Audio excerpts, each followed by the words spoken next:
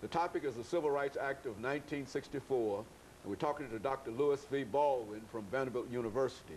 Dr. Baldwin, before we end this show for today, let's give you an opportunity to bring in some additional information dealing with the Civil Rights Act, and then later to sort of point us in some direction as to where we might be able to go from here. Let's use the entire period to do that. Okay, before the commercial break, we were talking about the fact that the provisions of the Civil Rights Act of 1964 have not really been actualized or realized or translated into public policy solutions.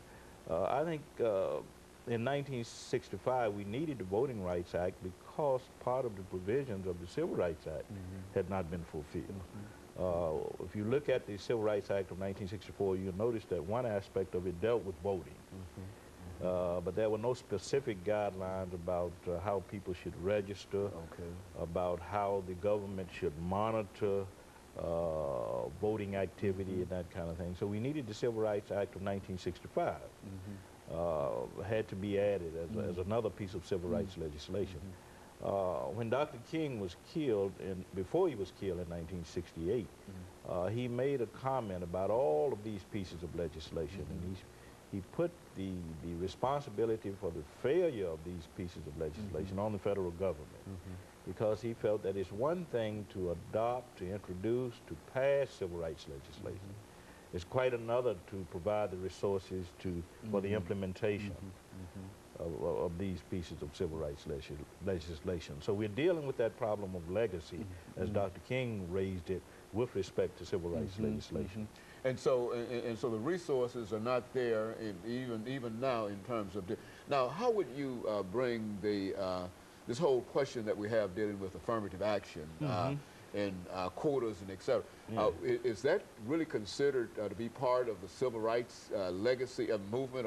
I mean, how would you put that in? I would say the Civil Rights Act of 1964 certainly contributed to this. You speak of affirmative action, you speak of quotas, you speak of reparations, what Dr. King once called compensatory measures. I think you have to see it in relationship to what happened in 1964 with the Civil Rights Bill. But the fact that these particular issues are still being raised in 2004, 40 years after the Civil Rights Act of 1964, tells us something. And that is that for some reason we have not been able to resolve the problems surrounding civil rights, surrounding economic justice, surrounding equal opportunity and social justice in our society. Somehow or another, we are still wrestling with the same problems.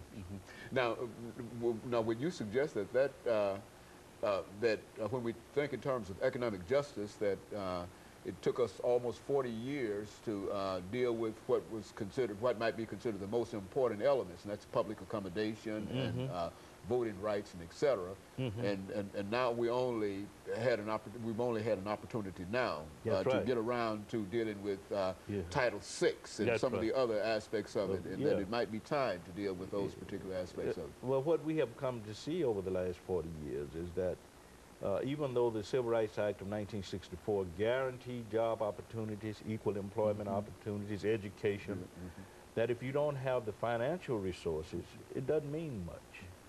You can have equal opportunity, but equal access to restaurants, hotel, educational institutions, but if you don't have the money or the resources to find your place in these institutions, then it becomes problematic. And the '64 Civil Rights Act did not address that. The problem of economic inequality and the lack of economic empowerment, not only in black communities, but in other minority communities and among women as well. And so